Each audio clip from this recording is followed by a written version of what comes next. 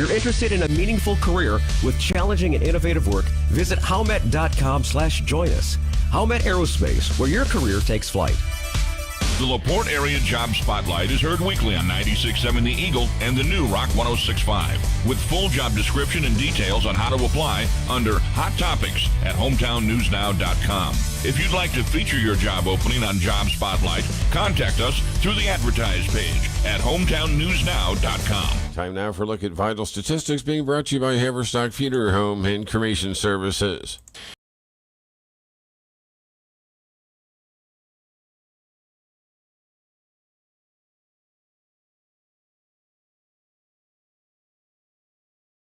Texts at 219-362-0522.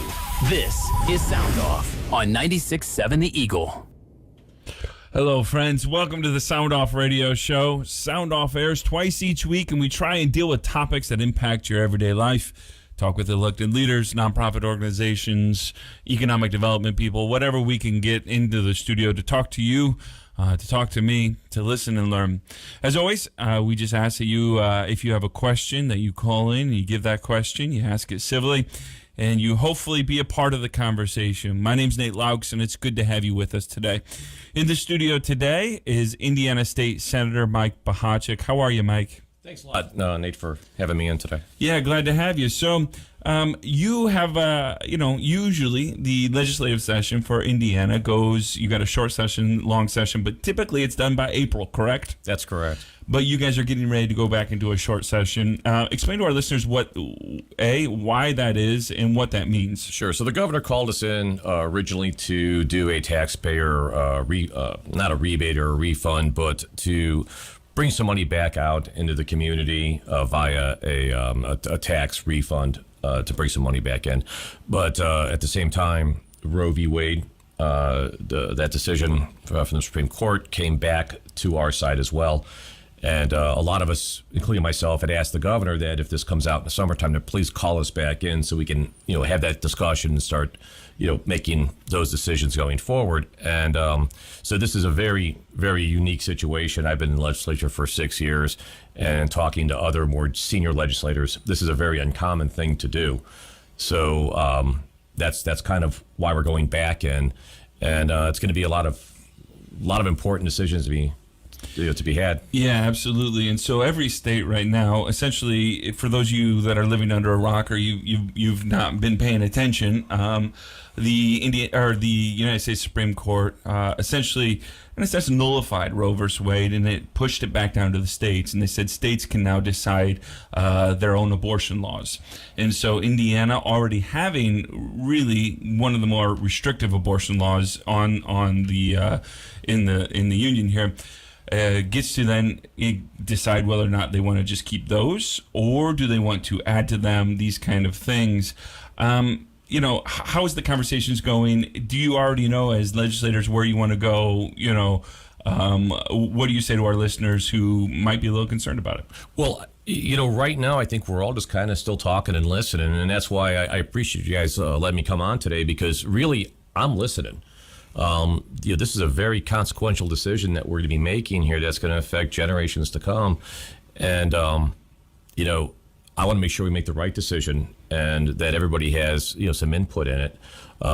We hear from groups on both sides, but it's very difficult to just find out what everybody's feeling. I can go to the fair and listen to some folks and give me some opinions, and I really, really value it.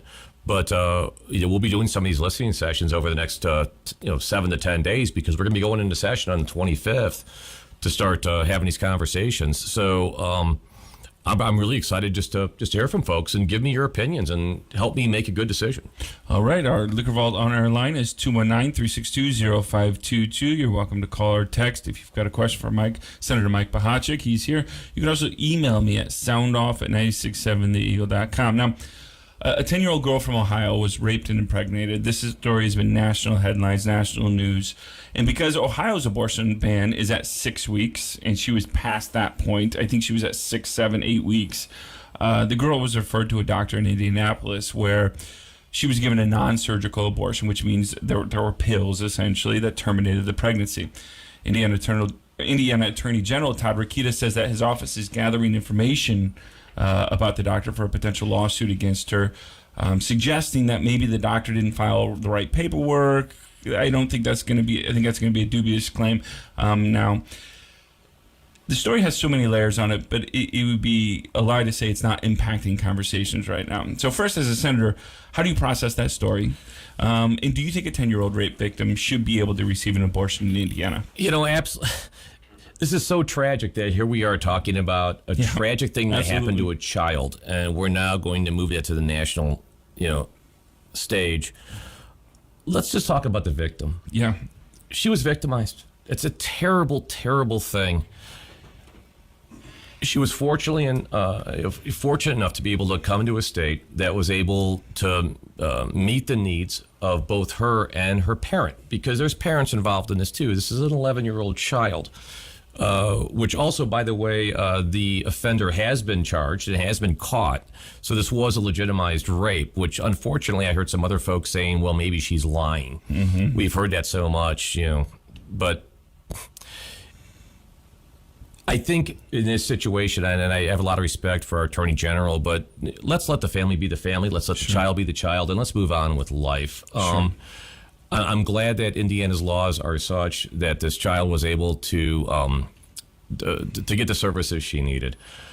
For an 11-year-old child, a pregnancy could be life-threatening. I have an 11-year-old daughter. 11-year-olds aren't meant to have children. Mm-hmm. So that's just kind of how I feel about it, and I just wish we could just focus on the issue at hand, which is looking at our abortion laws and what we're going to do going forward, and not look for these these one-off situations to use the bully pulpit to try to garner some kind of some visceral response from other groups, and that's what I think this feels like to me. All right, here's a question for you. Do you have a red line when it comes to abortion? Are there anything that you would like to see still kept in Indiana's laws for allowances for abortion? Sure. And this will probably anger some folks, but my red line, my absolute red line in the sand is rape, incest, and the health of the mother. I know we talk about the life of the mother, but in many cases, the health of the mother, is a big issue. And you and I were talking earlier. A woman could have cervical cancer, which is a very, very common thing for women to encounter because it's it's virally induced through HPV. Is one of the causes, but the most common. And after becoming pregnant, that can turn into stage 3 cancer upon the birth of the child, which now jeopardizes the mother's life going forward, or certainly could have some other issues. So that's the health of the mother. And let's let the mom make those decisions. So for me, it is rape, incest, and the health of the mom. All right, let's get to some callers. Again, if you're calling in, 219-362-0522. We just ask that you keep it civil and within 2 minutes. All right, let's get to our first caller. Hello, we've got Senator Mike Bohacek in the studio. What's your question for Senator Bohacek? Yes, good afternoon, Mr. Bohacek. Thanks for coming on the air. I do not believe in abortion, but I believe there are certain reasons for it. I do not believe birth control should be one of those reasons. The statement, my body, my choice, well, that smacks eerily similar to the mask fiasco the last 2 years. Can't we as a state, there are organizations, you belong to, you're on some non-for-profits, to help fund abortions and help some of these women, instead of abortions, to help get the child up for adoption? Because there's a lot of parents that are having a hard time getting children adopted because of the cost and expenses and everything. Thank you. Yeah, and we're having those conversations at the State House right now. I think we're looking at putting an additional $50 million into adoption subsidies and to try to make the adoption process certainly more accessible and more expedited. So that is something that's also on the table as well that we are also discussing. And I know there are literally thousands and thousands in foster care right now. So if you do have an interest in potentially helping a child, there are many, many in foster Absolutely. care. Absolutely. I believe there's close to 14,000 that are in foster care right now. Yep. All right, let's get to another question. Hey, thanks so much for calling. Thanks for listening to the show. What's your question for State Senator Mike Bohacek? Well, I've got kind of a comment. Yeah. What I'm trying to figure out is I'm 67 years old. lived in this country and in this town all my life. What I can't figure out is what happened, seriously, with these politicians. What happened to, isn't this country built on godly interpretations? What happened to the leaders of this country that go in, become senators or whatever, and all of a sudden, it all depends on how the people feel. How about this? How about it's not about how we feel, it's about what is in the interest of the Bible, of the God, and the people that say, well, I don't believe in the Bible. Well, then they don't believe in this country, and they don't belong here. It's no different than when somebody comes from another country, and all of a sudden they want their own spiritual buildings to worship whatever God or whatever being they want to do. They need to stop that and tell these people, when you come to this country, if you're going to be an American, you're going to live like an American, you're going to live under the laws that we have, and we, by the way, are on godly laws. Well, we're not perfect, but we do our best to make the laws to work for people that are trying to be perfect. And that is one of those things that it's a big handful, but there's a big handful of people that believe the way they do about abortion because they've been led to believe it's okay to have your own thoughts on anything. You can have the thoughts you want, but this is a biblical. All right, thanks for calling. Senator Bohacek, do you have a response to that? You know what? And he brings up a great point. I this is not an issue that I mean. This is a visceral issue. This is an emotional issue, and it's a religious issue. I mean, we all have different backgrounds and different opinions, and that's why a lot of us are struggling with it, and that's why I'm here to listen to other opinions. And the caller had some great suggestions and some great ideas and some philosophies that a lot of folks feel the same way about. And these are some of the things that we're going to have to listen to and make sure that we're sensitive to as we walk through this, and that's why I'm here to listen. So, all right, we've got State Senator Mike Bohacek with us in the studio. We're going to take our first break of the day and be right back here, only on 96.7 The Eagle. For over 50 years, LaPorte has trusted Cannon's Automotive Service for prompt, efficient, same-day service. And that same Cannon's commitment extends to area businesses who rely on a fleet of one or many to take your goods or service to the customer.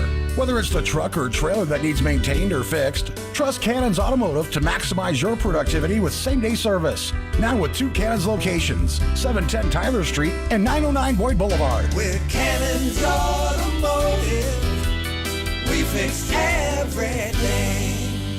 Surf Broadband Solutions is now Surf Internet. They have a new name, but are still serving LaPorte with the same fast fiber internet and local customer care team. Get 1 gig speed and a free whole home Wi-Fi router for the incredibly low price of $65 a month. No contracts and free installation, and a price that's locked for life. Surf Internet is expanding to more neighborhoods every day. So visit surfinternet.com to check your address or call 844-955-SURF for details. Limited time offer and summer restrictions apply. If you or a loved one suffers from frequent heartburn, acid reflux, or other symptoms associated with GERD, join Northwest Medical Group for a free seminar on Thursday, July 28th from 6 p.m. to 7 p.m. at Healthcare Foundation of LaPorte. Learn about an effective long-term solution for people suffering from GERD. Relief could be within your reach. To reserve your spot, visit LaPorteGastro.com. Your forecast on 96.7 The Eagle brought to you by Harmon Expert Auto Service. If you're looking for a local and quality auto repair company, then look no further than Harmon Expert Auto with 2 locations in LaPorte, 308 Washington or 111 Brighton Streets. Visit their website at harmonexpertautoservice.com or call 325-0444. Michiana weather. Overcast this afternoon with scattered thunderstorms likely. Highs around 74. Southeast winds 5 to 10 miles per hour. Scattered thunderstorms again tonight, 66. Cloudy. From the Weather Center at HometownNewsNow.com. Right now, 64. Thank you for tuning in to Sound Off. You can now text or email your questions directly to the studio. Call or text 362-0522 or email your questions to soundoff@967theeagle.com. This is Sound Off. Back, friends. My name is Nate Laux. You're listening to the Sound Off Radio Show. Here's a question for State Senator Mike Bahachik. Women, minorities, and those with disabilities have fought long and hard for equal rights. Do you in any way believe that restricting access to family planning and health care for women specifically denies them of their rights? How do you prevent further restrictions for other minorities and those with disabilities? Well, I have a disabled daughter, and I think what we need to be looking at as a holistic solution as we move through this abortion debate is to address our healthcare shortage in general. Half our children are born on Medicaid, and we have certainly a shortage of doctors that accept Medicaid. But I don't think that an abortion restriction, however we work this through, is going to specifically target disabled folks or minorities specifically. This is to address a procedure, and my hope is that it doesn't spill over into a women's health issue to deny them coverage. That's not the intent, and from everything I've heard and what we're looking at, that's not to address that. I mean, the goal is not to diminish access to health care. That's would certainly be barbaric. This is to look at just a certain procedure. What about, I know there are some women in my life that I know that are on medicine, not for abortion, but these are abortion type medicines, and they use it for different purposes, right? Would any legislation essentially keep those medications legal for them to use? So yeah, that's a good question. So there was some conversations about that too that we've been having internally, and amongst others as well. Sure. And there would need to be an exception for those drugs that are used specifically for that purpose. Because you're absolutely right. There's some one of the drugs that's used to perform a medical abortion, which some folks call chemical abortions, is also very, very good for treating cancer. Yep. So I from what I've heard from other folks on both sides is that the exception would be for that drug, specifically for that named use. So it would not restrict the ability for that to be prescribed, but it couldn't be prescribed for the use of a medical abortion. Sure. That makes sense? Yep. So you would still hopefully have that available for those in those purposes, but not. Not hopefully. That would not. That would be a red line for you. Yeah, we would not restrict. That drug would not be restricted. It's a named use. So. All right. So let's get to another caller. Hey, thanks so much for listening to the show. Thanks so much for participating and calling in. What's your question for State Senator Mike Bahachik? Good afternoon, gentlemen. I'm going to switch topics here a little bit on you. I'm going to talk about the gas tax. Now, I know we got the federal tax, which is like, 18 cents or something a gallon. And now Indiana has two taxes on there. That's almost double, I didn't know that was legal to actually put two taxes on one thing, but I guess I'll leave anything that, that can happen. But now, normally gas would be between $2 and $3, correct? Well, it all depends on the type of year, but yes, yeah. Yeah, usually, it's not. This is unreasonable. What it is. Yeah, exactly. It's high. It's certainly high. I feel it. So, and I understand why. The state doesn't want to get rid of. Let the gas tax go altogether, because then the roads will go to heck, and then we'll be back in the same situation we were in before. But now, why can't we cap the 7% that goes on every gallon? Or every dollar, why can't we cap that at like $3? And then we would get a relief of some gas tax. So I don't know, maybe if that sounds good to you, maybe you can bring it up to your other people, and let's lower the gas tax, not get rid of it, just lower it to $3, the $3 limit, where you're not going to keep adding on that other 7% each time. You see what I mean? Yeah. So, State Senator, what do you say for gas taxes? We've been having those conversations a lot about how to address gas tax issues, and part of this $1 billion refund that's going to come back to taxpayers, and how that comes back. Does it come back as a one-time payment of about $250 to each taxpayer, or does it come back in the form of a rollback of gas taxes? When we talk about the gas tax issue, here's a couple of things to think about, because I was in favor of it. I said, let's just roll back the gas tax and cap it and do some things. But we don't know if gas is going to come back to $3 a gallon or $4 a gallon. We don't know what that's going to be. The other thing is there's no guarantee that the gas station retailer is going to give it back to you. They may just not. And the other thing to think about is 30% of the gas in the state of Indiana is purchased by out-of-state folks. Mm-hmm. So you're now giving you're giving a tax break to people that aren't living in the state of Indiana.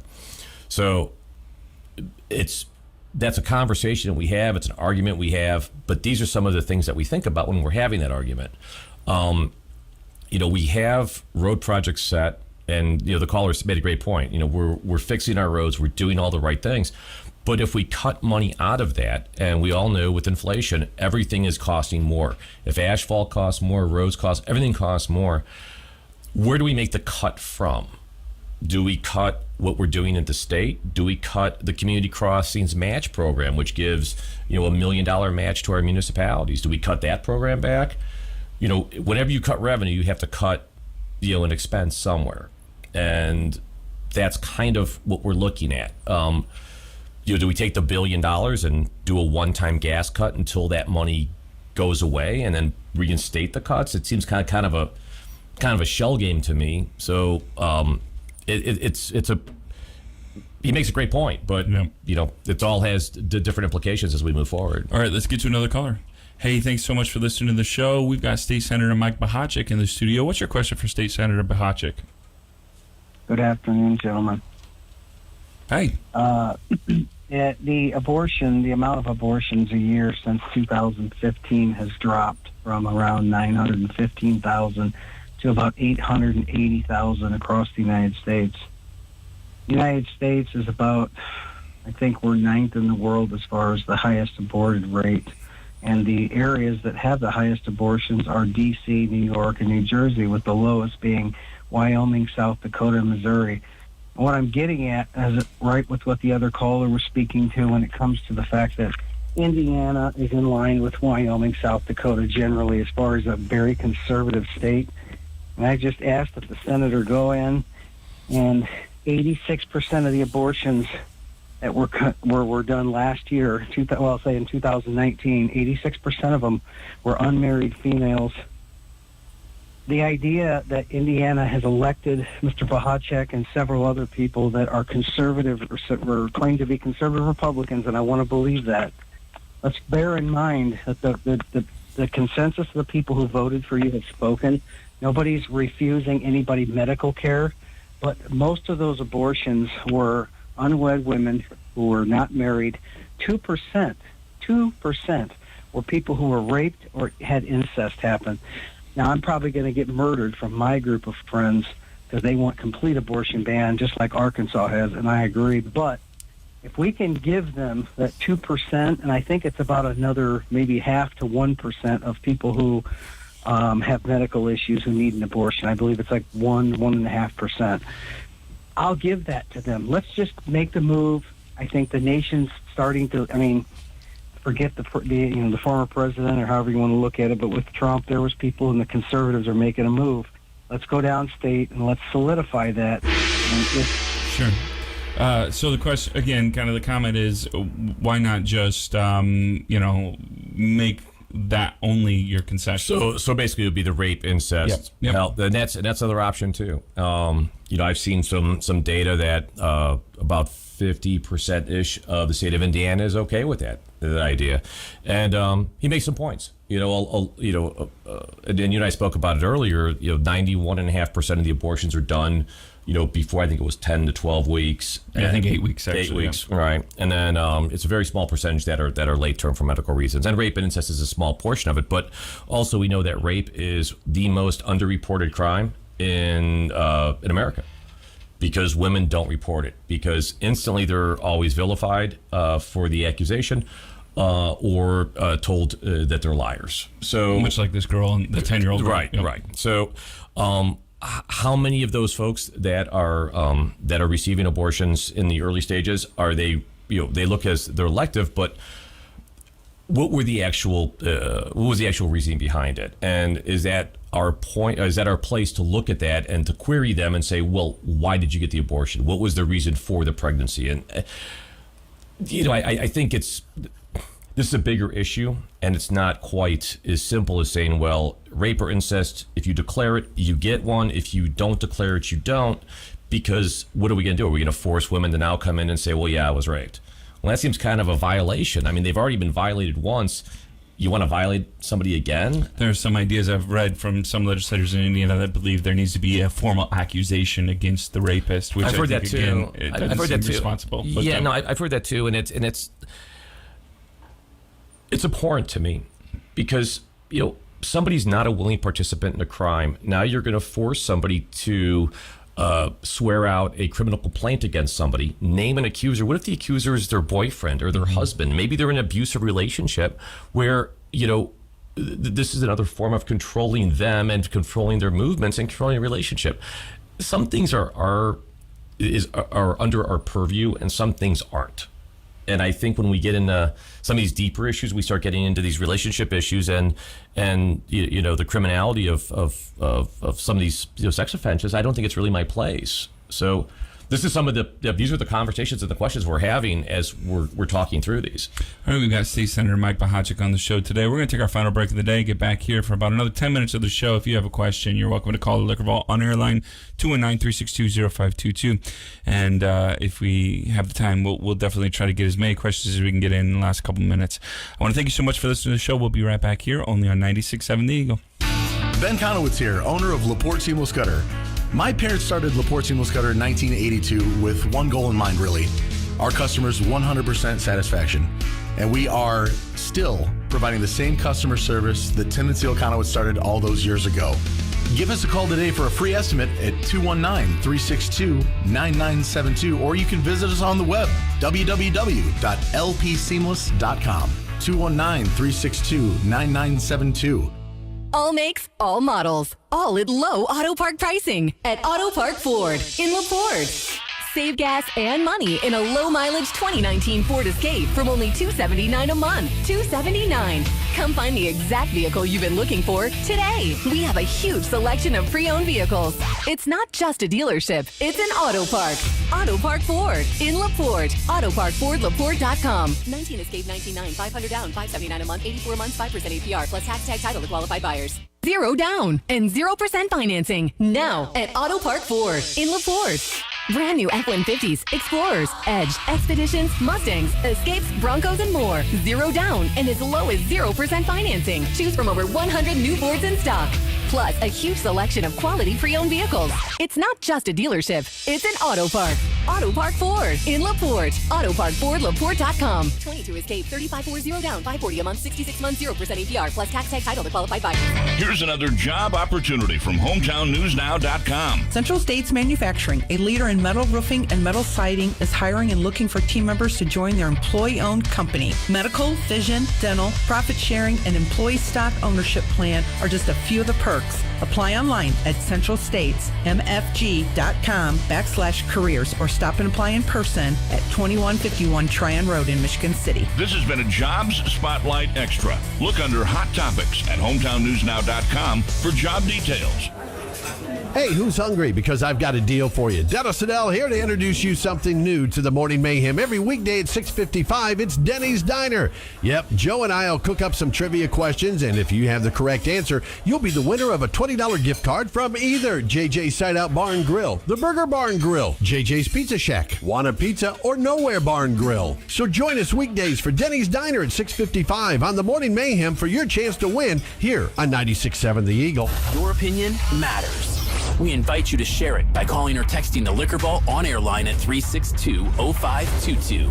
That's 362-0522. Now, back to Sound Off on 96.7 The Eagle. Welcome back, friends, to our final segment is Sound Off here on Friday, July 15th. Glad to have you with us. We've got State Senator Mike Pachacek in the studio. Let's get to some calls. Hey, thanks so much for calling the show. What's your question for State Senator Mike Pachacek? Yeah, I want to talk about something that affects Indiana seniors. Sure. And some of those are veterans, which I am. And it's property tax. We own homes that we purchased 20, 30 years ago. And the state has a cap on the tax rate, but they do not have a cap on the assessment. So we live in a home. The assessments keep going up and up and up. Our taxes keep going up and up and up.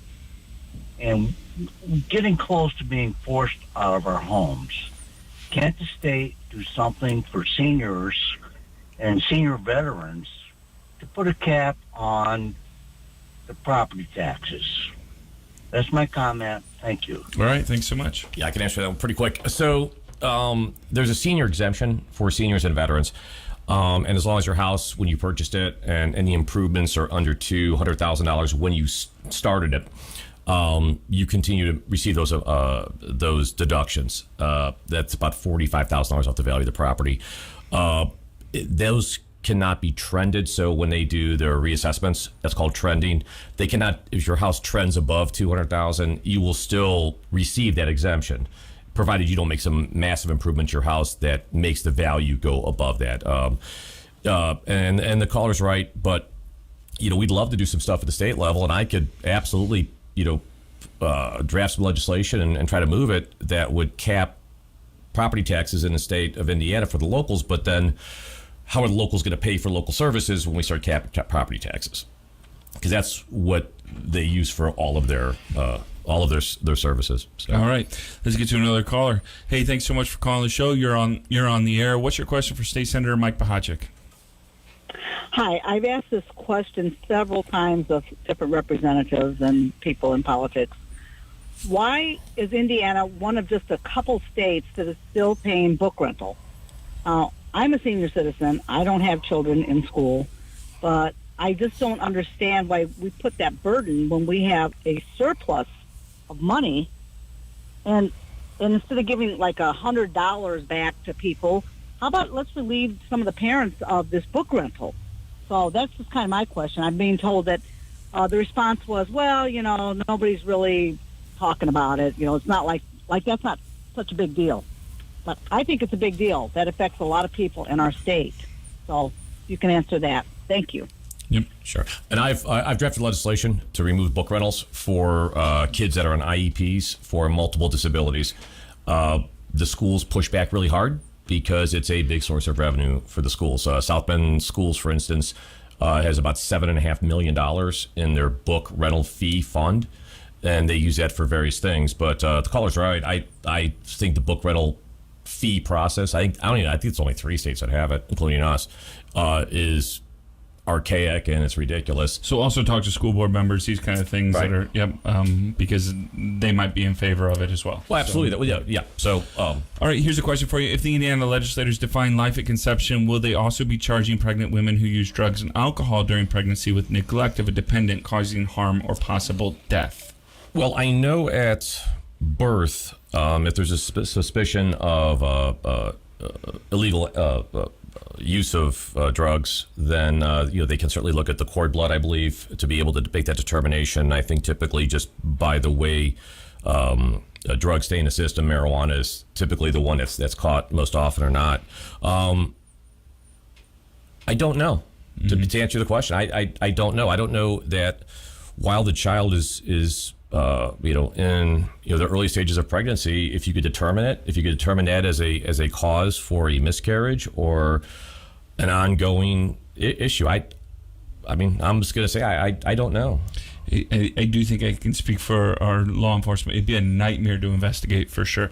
All right, let's get to another question here. Hey, thanks so much for calling the show. Thanks for listening. What's your question for State Senator Mike Pachacek? Yes. Go ahead. I'm 100%. Yes, I'm 100% against abortion. But on the other hand, I've been a foster mother for 50 years and had several children.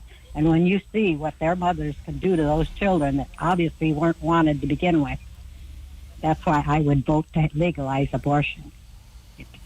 All right. Or otherwise be a foster parent. Like he said, thousands of children here in Indiana are in foster care, and the emotional strain besides the physical is terrible. Thank you. Yeah. Thank you. Thank you so much. I appreciate your call here. Let's get to another caller. Hey, thanks so much for calling. I appreciate you. What's your question for State Senator Mike Pachacek? Yes. That lady just brought up a point that I think is valid. I'm not a proponent of abortion either. I kind of agree 100% with the senator's stand on this issue.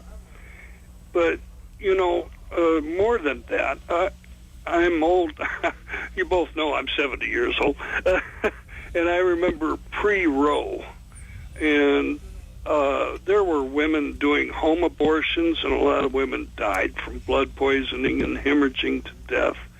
And if you remember back not that many years ago, we had a case where a woman actually ingested rat poison out of desperation. So I don't know. Abortion is not a one-size-fits-all issue.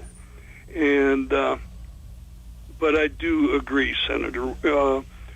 Whatever is determined, rape, incest, and the life of the mother have to be prevalent in legislation. And with that, I won't go into the other gentleman's issue with the Bible. Someday, Pastor, maybe we can discuss how they dealt with unwanted pregnancy in the Bible. 'Cause, you only have to look at the book of Job, and you can see how they dealt with it there.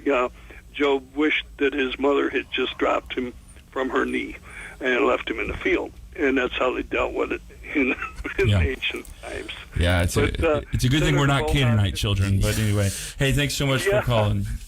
Yeah, well, thank you, and Senator, thank you for coming on. Thank you. All right, let's get to another question here. Hey, thanks so much for calling. I appreciate it. Thank you so much for being on the show. What's your question for State Senator Mike Bahachik? Hello, you're on Sound Off. What's your question? All right, moving on. Hey, we appreciate you being on the show. Thanks so much for listening to Sound Off. You're on. What's your question for State Senator Mike Bahachik? Senator, my question, I am a Vietnam vet, and I was wounded in Vietnam. And when I go to purchase a license plate, which is, I get a Purple Heart plate. Now, I don't mind paying for the plate, but the extra for a vanity plate, it's not a vanity plate. It's a statement. And I think we've already paid the price. Thank you. All right, any comment to that? No, I think thanks for your service. I did not know there was an additional fee for a Purple Heart plate, and if there is, that something we need to look at, and we'll take a look at it during an upcoming session. I did not know that was an issue. All right, let's get to one more question. Hey, thanks so much for listening to the show. Thanks for calling. State Senator Mike Bahachik is here. What's your question? You're on. No? All right, here's a question I did receive. If the federal government pushes same-gender marriage down to the states like it did Roe v. Wade, would you support keeping gay marriage legal in Indiana? Yes. I think that that's already been decided. I think there's already folks that are already married, and they're already living life as a married couple, and have joint assets together. It wasn't that long ago, back in the 60s, where interracial marriage in many states was not recognized. And now Clarence Thomas, one of our Supreme Court justices, is in fact in an interracial marriage. So, to walk back gay marriage or same-sex marriage, however you want to put it, are we then going to walk back interracial marriage? And I think that the two of those are the same interpretation of the Constitution and the rights afforded to all. So, I would hope that doesn't come back to the states, and if it does, I will absolutely vote to uphold that. All right. Well, thank you so much for being on the show. I'll give you the final word, State Senator. Thanks everybody for giving me some insight. This is important to me, so I make the right decisions to listen to everybody and to listen to all points of view. And we've certainly had some divergent points of view on this, and that's what I need to hear, because that helps to shape my opinions and the opinions that I bring back to the other groups of senators, so that we make sure that everybody's opinions are heard, listened to, and we craft effective legislation. And like I said, I'm hoping to do some more of these throughout the district before we go into session in about 10 days. All right. Well, want to thank you again. We probably had a dozen, maybe 20 questions more. I wish we can get to, and we'll have you back on the show soon, hopefully, so you can get to some of those. And absolutely. And by the way, if somebody has questions that they didn't get a chance to ask, I'm going to give you my email address. This is one that comes directly to me, not staff. It's mike.bohacek, BOHACEK @iga.in.gov, G-O-V. Send those to me, and I'll answer them for you and give you my opinions, and I'll look forward to some other folks letting me know what they want. All right. I want to thank you again for being on the show. I want to thank Dennis Siddell for producing Sound Off. I want to thank Jeff